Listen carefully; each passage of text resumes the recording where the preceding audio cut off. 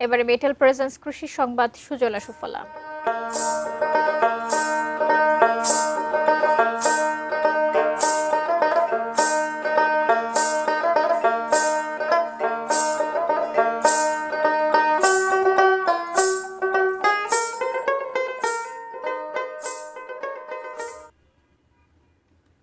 চুয়াডাঙ্গায় মাঠ জুড়ে চাষ হচ্ছে আগাম শীতকালীন সবজি, শিম, বাঁধাকপি, ফুলকপি, লাউ, টমেটো, ধনিয়া পাতা সহ বিভিন্ন সবজি চাষে ব্যস্ত সময় পার করছেন কৃষকরা।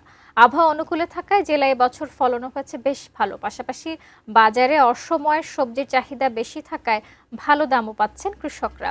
রবি মৌসুমে জেলার 4 উপজেলায় ৮,৬৪০ হেক্টর জমিতে সবজি চাষ হয়েছে। বিঘা প্রতি ৩০ থেকে ৩৫ হাজার টাকা খরচ করে আবাদ করা সবজি বিক্রি করে প্রতি বিঘায় লাভ হচ্ছে ২৫ থেকে ৩০ হাজার টাকা। স্থানীয় চাহিদা মিটিয়ে এখানকার সবজি রাজধানী ঢাকা সহ সরবরাহ করা হচ্ছে দেশের বিভিন্ন জেলায়।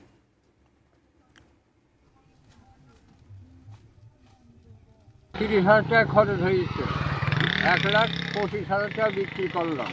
এইভাবে যদি কপির দাম থেকে থাকে কৃষক অত্যন্ত লাভবান হবে। কৃষক ভাইরা আগাম সবজি করবেন, পরিকল্পিতভাবে করবেন এবং পরিবেশ সম্মত উপায়ে করবেন। আমরা তাদেরকে আমাদের কারিগরি সকল ধরনের সহযোগিতা করবো ইনশাল্লাহ।